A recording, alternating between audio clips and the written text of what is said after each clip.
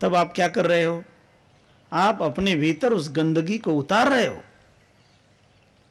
इसलिए थोड़ी सी पवित्रता का तो ख्याल करना जरूरी है। ऐसी आदतें व्यक्ति को हटा देनी चाहिए। और वास्तव में आदमी बुरी आदतें हटाएगा ना तो वही उसके जीवन का भजन बन जाएगा। ये तो संत कहते हैं, आदत बुरी सुधार लो बस हो गया भजन, मन की तरंग मार लो बस हो गया भजन। आपने यदि बुरी आदतें इस जीवन में से निकाल दी हैं, हटाई हैं, तो उन बुरी आदतों के निकलने के साथ ही आपकी आदतें शुद्ध होती जाएं, आपका स्वभाव शुद्ध होता जाए। क्योंकि आदत यह स्वभाव का ही दूसरा नाम है। Habit is a second nature. जो आदत है वो और कुछ नहीं है, वो धीरे धीरे बना हुआ स्वभाव है। इसलिए जिन बच्चों को मुंह में उंगली डाल के चूसने की आदत पड़ जाती है उसको स्वभाव हो जाता है। इसलिए आदतों को बदलो। जहां बुराई है आदतों में, उस बुराइयों को हटाओ और उसकी जगह कुछ भलाई करने वाली क्रियाएं शुरू करो। इसलिए आपके हाथ में यदि नोट आते हैं तो आते तो लेने तो पड़ते ही हैं, क्योंकि वो व्यवहार के लिए हैं। तो उन नोटों को आप जेब में व्यवस्थित रखो और कोई भी वस्तु खाने के पहले हाथ धो लो, भली भांति हाथ धो लो, और तब आप खाओ तो आपको कोई तकलीफ नहीं होगी। इसलिए स्वच्छता का पालन, सफाई का पालन करना ये बड़ा जरूरी है। और जितना आपका अंतर बाह्य स्वच्छ होगा, मन भी स्वच्छ हो और कर्म भी स्वच्छ हो, तो अंतर बाह्य स्वच्छ हो जाएगा तो व्यक्ति का हर कार्य ये पूजा बनता जाएगा। इसलिए हमारा ये सबसे खूब नम्र निवेदन है कि जिसके भी जीवन में कुछ ऐसी खराब आदतें हों, उन आदतों को छोड़ देवे, क्योंकि उसी में सबका भला है। जो आदमी महापुरुषों के वचन पर विश्वास रखे बुरी आदतों को छोड़ देता है, वही समझो कि अपनी कौवे की अवस्था को छोड़कर हंस बनता है। इसलिए अपने स्वभाव को बदलने की जरूरत है।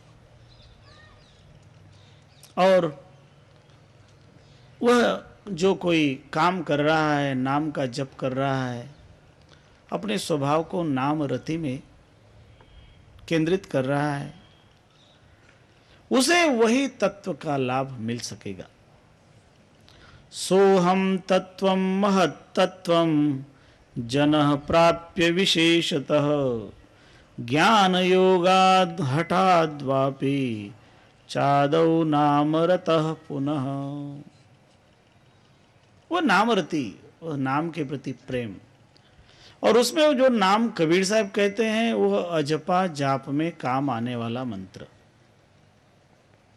जो है सोहम। सोहम तत्वम महत तत्वम जनः प्राप्य विशेषतः। सोहम तत्व जो महत तत्व है, सर्वश्रेष्ठ तत्व है, उसको प्राप्त करके ज्ञान योग द्वारा अथवा हठ योग द्वारा, दोनों के द्वारा वह लाभ पाता है, और उसी का जप करते करते भी वह परम गति को प्राप्त कर सकता है। सार नामनो हि लाभार्थम राध्नोति मोक्ष ग्राहकः ज्ञान योगम हठम वापि लीनस्तस्मिन् भवेत् ततः। किसी भी तरह से हो, आपको तल्लीनता आनी चाहिए। जहां कहीं भी व्यक्ति का मन तल्लीन हो जाता है, वहीं उसको सुख की महसूस अनुभूति होती है। यदि आप अपने मन को शून्य में तल्लीन कर लोगे तो शून्य में आपको सुखानुभूति होगी। आपको किसी भोज्य पदार्थ में सुख इसीलिए मिलता है क्योंकि आपका मन उस समय उस भोज्य पदार्थ में तल्लीन होता है। और जब आपका मन वहां न हो तो आपको उस भोज्य पदार्थ में भी सुख नहीं मिलता। एक बार उद्धव का भगवान कृष्ण के साथ वार्तालाप हो रहा था और उद्धव ने भगवान को कहा कि हे भगवान, आपके बारे में मैंने बहुत सुना है और आप कहते हो कि एक 16,108 पटरानियां रानियां सब होने के बावजूद भी आप ब्रह्मचारी हो, तो मुझे बड़ा आश्चर्य होता है। मुझे लगता है कि आप झूठ बोलते हैं। तो भगवान ने कहा कि उद्धव, मैं तुझे क्या समझाऊं, अभी तुम जैसा समझो, लेकिन चलो अभी थोड़ा हम लोगों के भोजन का समय हो गया है, हम लोग भोजन कर लें। और दोनों भोजन के लिए गए। भगवान ने उस समय इशारे इशारे में भोजन परोसने वाले सेवकों को कुछ समझा दिया था। जब दोनों भोजन करने के लिए बैठे तो दोनों के सिर पर एक एक तलवार टांग दी गई और वो तलवार इस तरह से टांगी, कच्चे धागे से की, अब गिर जाए, अब गिर जाए। और भगवान कहते हैं उद्धव से कि उद्धव, ऊपर देख लो। जब तक ऊपर देखा नहीं था तब तक कोई भय नहीं था। जैसे ही ऊपर देखा, देखो ऊपर क्या है, तो वो एकदम कच्चे धागे से टिंगी हुई तलवार दिखाई दी। तब भगवान कहते खाओ, चलो भोजन शुरू करो। भोजन में 56 प्रकार के भोग उपलब्ध, थाली एकदम फुल भरी हुई, एक थाली में नहीं समाई तो 4 थालियां रख दी थी। और भगवान कहते हैं कि लो आरोगो, खाओ।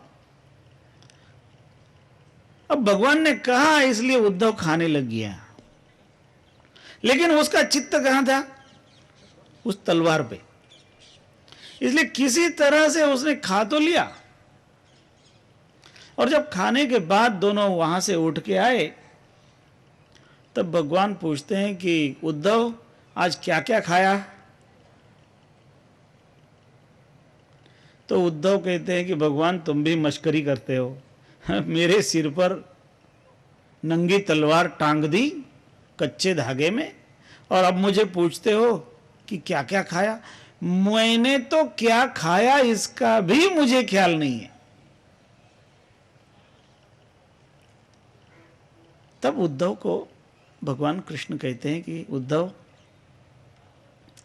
मनुष्य को इतना ही मृत्यु के प्रति जागरूक रहना चाहिए।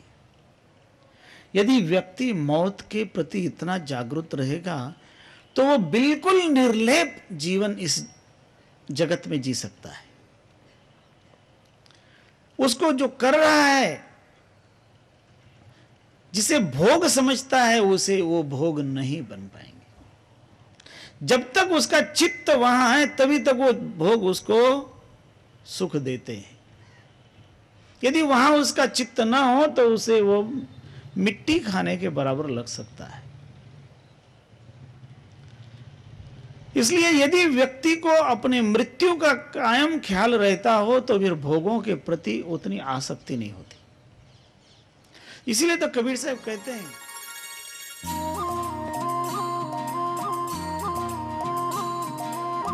निरंतर स्मरण करते रहो, नाम में रति तुम्हारी जागृत रहे, और जिसके कारण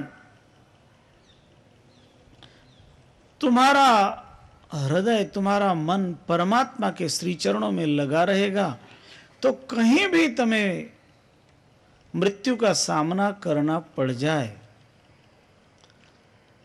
तुम अपना कल्याण कर लोगे। इसीलिए मनुष्य को अपने जीवन में भक्ति के मार्ग को अपनाना चाहिए। और वो भक्ति जगह जगह अनेक प्रकार की बताई है। ब्रह्म निरूपण में भी वह भक्ति बताई है। उसके 9 प्रकार ब्रह्म निरूपण में जो बताए हैं उनको हम संक्षेप में देखते हैं। सबसे पहले जो 9 प्रकार नारद जी ने गिनाए हैं उनकी थोड़ी चर्चा हम करेंगे। उनमें स्मरणम कीर्तनम विष्णु अर्चनम पाद सेवनम वंदनम पूजनम दास्यम सख्यम आत्मनिवेदनम, ये 9 प्रकार वहां कहे गए। कबीर साहब ने जो 9 प्रकार की भक्ति गिनाई है उनके अंग इससे कुछ अलग है। रामायण में शबरी को भगवान राम जो नवधा भक्ति बताते हैं वो कुछ अलग है। यहां पर जो नवधा प्रकार की भक्ति सद्गुरु कहते हैं उसमें पहला भक्ति का अंग कहते हैं गुरोरार्चनम मुख्यम द्वितीयम साधु सेवनम सन्नाम रटनम स्नेहात् तृतीयम एतदेव हि। कहते हैं पहली भक्ति गुरु पूजा, सद्गुरु की पूजा करो, ये पहली भक्ति है। फिर संत जनों की सेवा करो, सत्संग करो, ये दूसरी भक्ति। और सत्यनाम का जाप करो, ये तीसरी भक्ति। गुरु पूजा को प्रथम भक्ति का स्थान दिया। कारण यह है कि गुरु की महिमा अपरंपार है। कबीर साहब के शब्दों में तो और अधिक गहराई से गुरु की भक्ति व्यक्त की है। आप गुरु महिमा यदि आपने सुनी है तो उसमें जो चौपाइयां आती हैं वो कहती हैं गुरु की शरणा लीजे भाई जासे जीव नरक नहीं जाई, गुरुमुख होए परम पद पावे 84 में बहुरी न आवे। गुरु के शरण में जाने को कहा है वहां। और कबीर साहब ने ही ऐसा कहा है ऐसा नहीं है। गुरु की महिमा को जितने भी संत हुए हैं उन सब ने गिनाया है। और गुरु पूजा की महिमा कबीर साहब ने जो कही है ठीक ऐसी ही अन्य संतों के द्वारा भी कही गई है। एक जगह कबीर साहब कहते हैं कि गुरु की पूजा में सबकी पूजा आ जाती है। पूजा गुरु की कीजिए सब पूजा जय मां, सबकी पूजा कहते हैं उसी में आ जाती है।